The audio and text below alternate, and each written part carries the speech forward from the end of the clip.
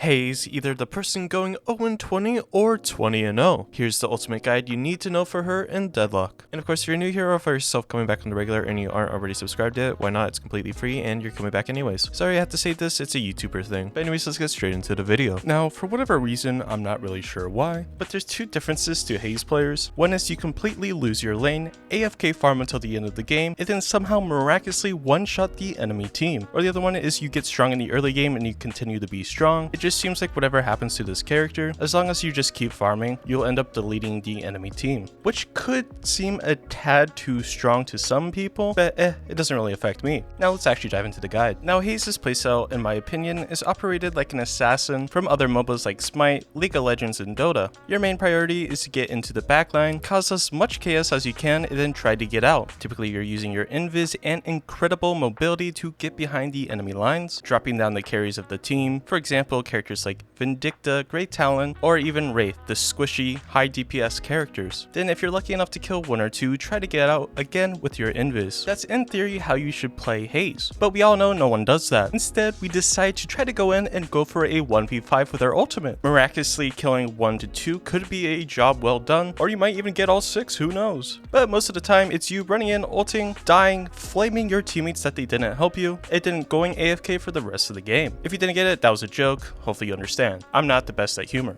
But most of the time your playstyle is revolving around your invis and your high mobility. You're looking to gank lanes when necessary. In a way, you're kind of like a jungler and a laner at the same time. Of course, always prioritizing your lane and enemy laner, but you also want to pay attention to the minimap, looking for the best case scenario to where you can use your mobility and invis to your advantage. A lot of the times, a lot of players fall asleep when there's an enemy Haze on the other team. If she's not shown in the lane, she could quite possibly be in your lane ready to gank you. So it's always mindful to keep your head on the swivel and just be prepared where now not only is her playstyle revolved around her invis, we also have the sleep dagger that also benefits from the invis playstyle, but we mainly want to talk about our third ability, which is fixation, which is stacks that you gain from shooting enemies or enemy minions or neutral camps. This allows you to rack up a ton of damage on specific targets and is the main point to why you aggressively build high damage items on Haze. And since we just started talking about abilities, well, here's Haze's abilities. Haze's first ability is titled Sleep Dagger. It's super self-explanatory. You throw a dagger that damages an enemy and puts them to sleep for 3 seconds. Now you do have to keep in mind that this ability can land on minions, guardians, walkers, neutral camps, and all that jazz. So if you're trying to hit an enemy laner, don't aim for the toes or legs, try to aim for the chest and head so that you don't end up hitting a minion when you're trying to sleep the enemy. Haze's second ability is titled Smoke Bomb. Again, pretty self-explanatory. You become invisible and faster, that's being plus 2 meters per second for 8 seconds. Now while you're invis, you will have an AoE or a circle around you, showing that if anyone gets inside that circle, they can now see you. Now Haze's third ability is a passive ability, and it triggers on your auto attacks, so in easier to understand terms, as you shoot enemies, that ability starts triggering without you having to press anything. But fixation, bullet damage increases as you shoot a target. It lasts for 6 seconds and grants plus 0.2 per stack weapon damage, which is super useful in shredding enemies quite quickly and quite rapidly, especially when you build high attack speed items. Haze's ultimate ability is titled Bullet Dance, where you fire an array of bullets that covers a radius of 15 meters. All enemies in this area take damage, and Haze has a plus 25% fire rate along with an additional 2 weapon damage. And while the ultimate is going on, her fixation stacks also work, so the longer you're Beyblading on enemies, the more damage you're going to be doing. Now let's talk about the build I'm using. Then after the build, I want to talk about the itemization and what you should be buying in certain scenarios. So the build we're using is an adaptation build from the Elo Thief's build, so make sure to credit him and go check him out.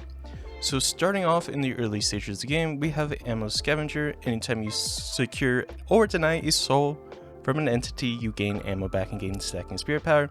It's a no-brainer to have this. Even though it was recently nerfed a little bit, it still can be very good, especially to get that ammo back. Headshot Booster is always nice. Now you're saying Headshot Booster isn't good because it only deals damage within that, short duration, but we buy it primarily to build into Headhunter later on. Then we're buying Hollow Point Ward. Again, this is a nice boost in damage in the early stages of the game.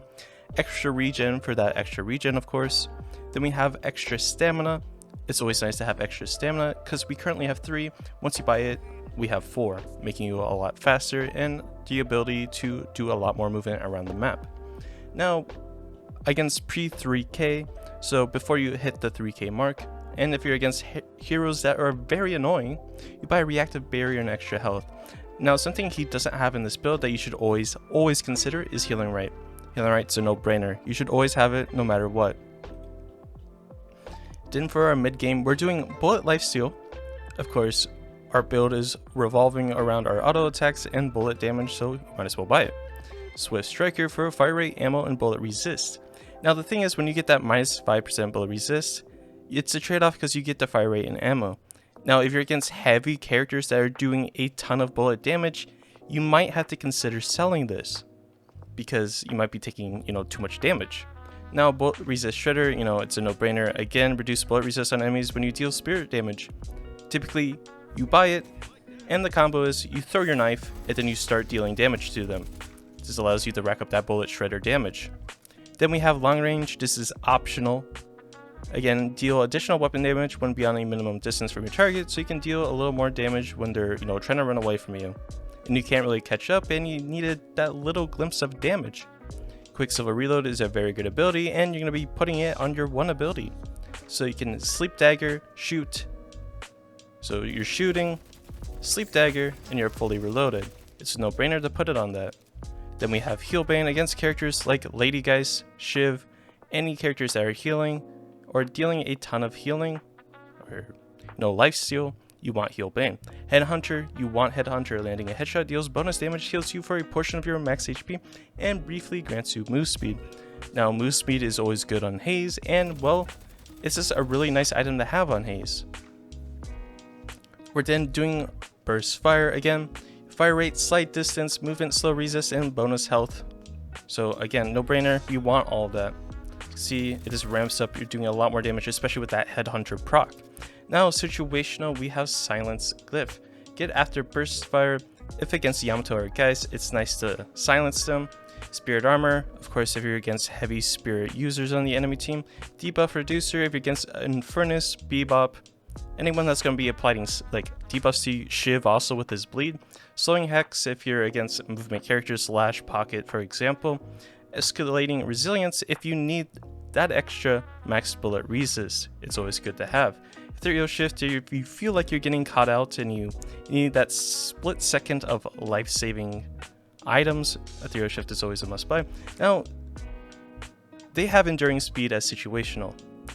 I would argue to say that this is mid-game and should be a priority, especially on Haze, so you can move around a lot faster in your invis. It allows you to get to A to B and pretty quickly. Then we have Lucky Shot. Lucky Shot is a no-brainer. Debuff Remover, again, if you're playing against debuff characters. Crippling Headshot. Headshots produce bullet target, that's very good. Inhibitor, to slow people inside your ultimate. Improve Spirit Armor, if you need it. Toxic Bullets, if you're against characters for Lifesteal, and you would swap it out for Heal Bane, as he says. So Rebirth, if you feel like you need that extra life and your team needs it. Fortitude, if you feel like you're dying a lot and you need a little boost in HP. Leech, if you feel like you're taking too much damage and just need all your HP back. Now, for whatever reason, he doesn't have Unstoppable. Unstoppable is a must-buy on Haze. There's no reason why not to use it. You pop it, then pop your ultimate, you can't stop.